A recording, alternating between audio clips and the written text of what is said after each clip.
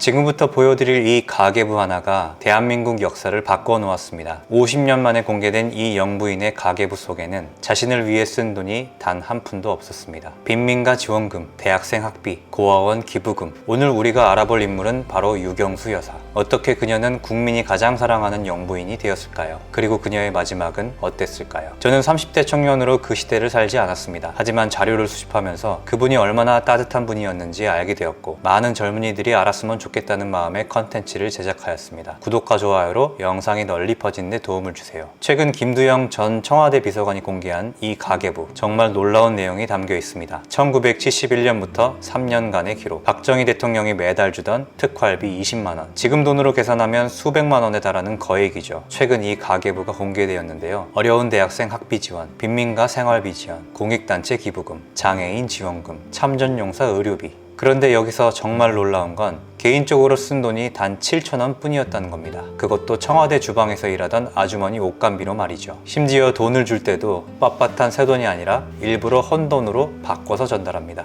받는 사람이 부담스럽지 않도록 하는 그녀의 깊은 배려심이었죠. 그 이야기 지금부터 들려드릴게요. 1925년 충북 옥천, 유경수 여사는 이 지역 최고 부잣집에서 태어났습니다. 아버지 육종관은 대지주였는데 얼마나 부자였냐면 본처 외에 3명의 첩을 둘 정도였어요. 총 12남 10녀, 22명의 형제자매. 상상이 되시나요? 그 중에서도 유경수는 둘째 딸이었죠. 3명의 첩 중에서는 개성 출신도 있어서 큰 개성댁, 작은 개성댁으로 불렸습니다. 어머니 이경령은 당연히 첩들을 좋아하지 않았고, 이것이 훗날 박정희 대통령과의 결혼에 중요한 역할을 하게 됩니다. 많은 식구들 속에서도 유독 책을 좋아했던 유경수. 특히 교양서와 역사책을 즐겨 읽었는데 이는 집안 내력이기도 했어요. 조선 말기 소설가 유경주가 작은 할아버지였거든요.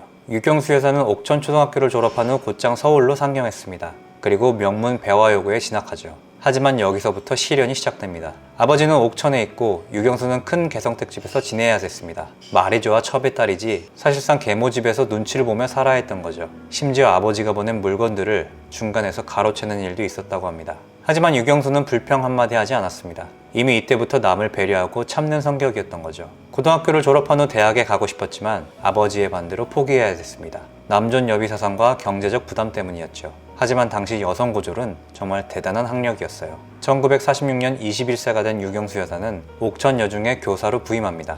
담당 과목은 가사. 1년 3개월간 성실히 근무했죠. 바로 이 시기 운명적인 만남이 기다리고 있었습니다. 6.25 때 피난지였던 부산에서 사촌 오빠의 소개로 만난 박정희 소령. 육군 소령이었던 박정희 대통령은 유경수 여사와 만나기 전 이미 한 번 결혼했다가 이혼한 상태였고, 유경수 여사는 명문가 교수였습니다. 두 사람의 만남은 당시에는 다소 파격적인 결혼이었죠. 훗날 유경수 여사는 이렇게 말하죠. 당시 박정희 대통령은 체격은 왜소했지만 굉장히 강직해 보였고 군복이 잘 어울리는 남자였다고요. 유경수 여사는 정말 첫눈에 반했다고 합니다. 박정희 대통령도 역시 마찬가지였어요. 기품 있고 세련된 유경수 여사의 모습에 크게 마음을 빼앗겼죠. 부유한 집에서 자란 교양과 품위가 느껴졌을 겁니다. 하지만 여기서 큰 문제가 발생합니다. 아버지 육종관의 맹렬한 반대. 당시는 한국전쟁 상황이었기 때문에 경상도를 제외한 대부분 지역이 인민군에게 점령당한 상황이었죠. 군인의 목숨이 너무 위험했습니다. 그리고 지방 격차가 너무 컸어요. 대지주 지방과 가난한 농민 출신. 아버지 입장에서는 도저히 받아들일 수 없었겠죠.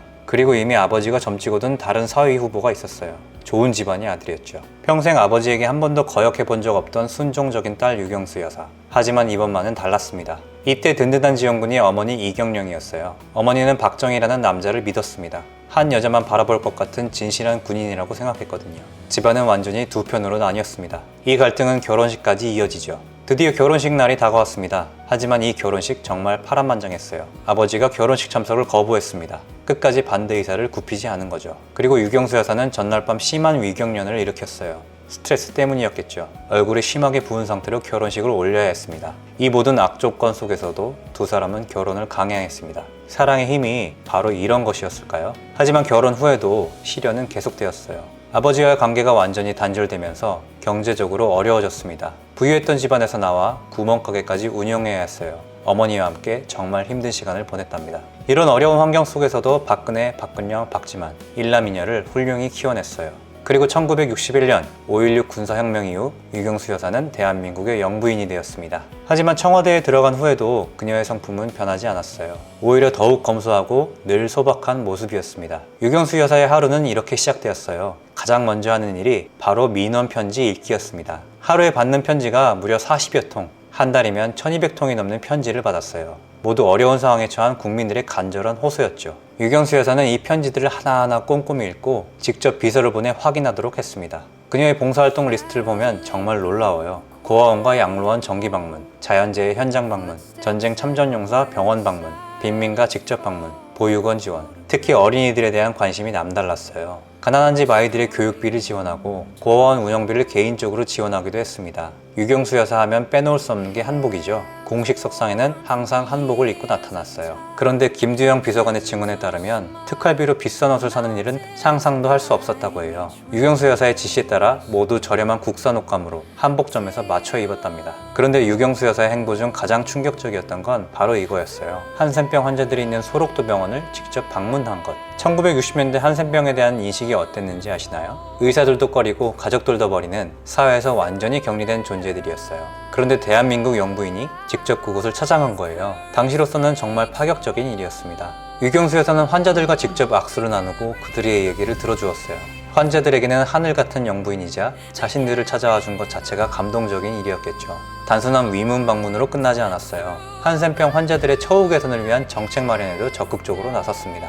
이런 유경수 여사의 노력 덕분에 한센병에 대한 사회적 인식이 급속도로 개선되었어요. 그 영향이 얼마나 컸던지 훗날 박근혜 대통령이 전라도에서는 소록도에서만 승리를 거두기도 했어요. 유경수 여사에 대한 고마운 마음이 30년 넘도록 이어진 거죠. 또 다른 혁신적인 행보가 있었어요. 노동인권이라는 단어도 낯선 시절에 노동야학을 지원한 겁니다. 노동자들의 교육을 위해 개인 자금을 지원하고 야학 운영을 도왔어요.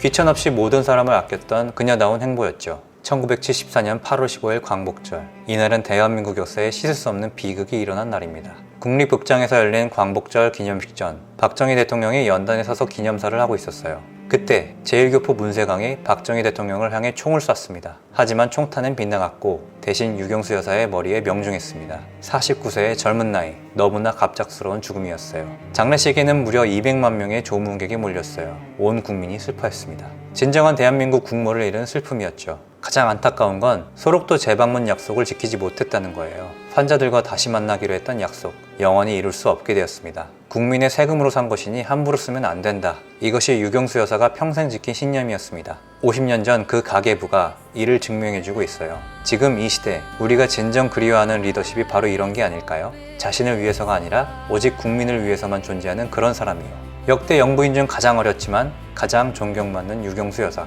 그녀의 삶이 오늘날 우리에게 던지는 메시지는 무엇일까요? 자료를 정리하면서 한 번도 본 적 없고 동시대를 살지 않았던 사람에게 울컥하고 감동을 받은 것이 처음이었습니다. 여러분이 기억하는 유경수 여사의 선행을 댓글로 남겨주세요. 감사합니다.